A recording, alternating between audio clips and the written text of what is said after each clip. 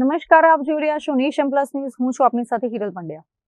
Police માત્ર ગુનેગારોને પકડવાનું જ કામ નથી કરતી, પરંતુ ક્યારેક વિખૂટા પડેલા પરિવારોને મેળવી માનવતાનું પણ ઉત્તમ ઉદાહરણ પૂરું પાડે છે.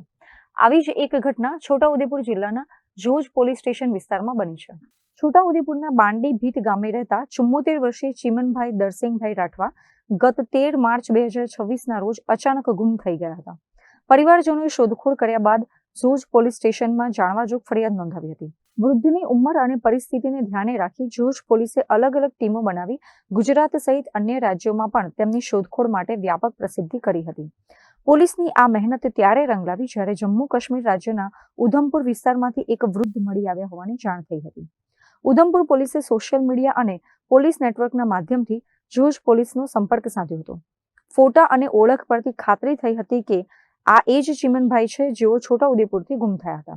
જેથી વિલંબ કર્યા વગર જોજ પોલીસ સ્ટેશનની એક ટીમ તાત્કાલિક જમ્મુ કાશ્મીર જવા રવાના થઈ હતી. હજારો કિલોમીટર દૂર કાશ્મીરની ખીણોમાંથી વૃદ્ધને શોધી સુરક્ષિત રીતે તેમને પરત લાવવામાં આવ્યા હતા. 22 દિવસના લાંબા અંતરાલ બાદ જ્યારે ચીમનભાઈ પોતાના વતનમાં પરિવારને મળ્યા ત્યારે ભાવુક દ્રશ્યો સર્જાયા હતા. ટૂંકા ગાળામાં અને છેક કાશ્મીરથી વૃદ્ધને શોધી લાવવાની જોજ પોલીસની આ સફળતાને જિલ્લાભરમાં બિરદાવવામાં આવી રહી છે. Rehan Patel, nation plus news, Chhota Udepur. સમાચારોનો સતત અપડેટ મેળવવા માટે અમારી નેશન પ્લસ ન્યૂઝની યુટ્યુબ ચેનલને સબસ્ક્રાઇબ કરો, બેલ આઇકન દબાવો અને જોડાયેલા રહો ફેસબુક, ઇન્સ્ટાગ્રામ અને ટ્વિટર પર.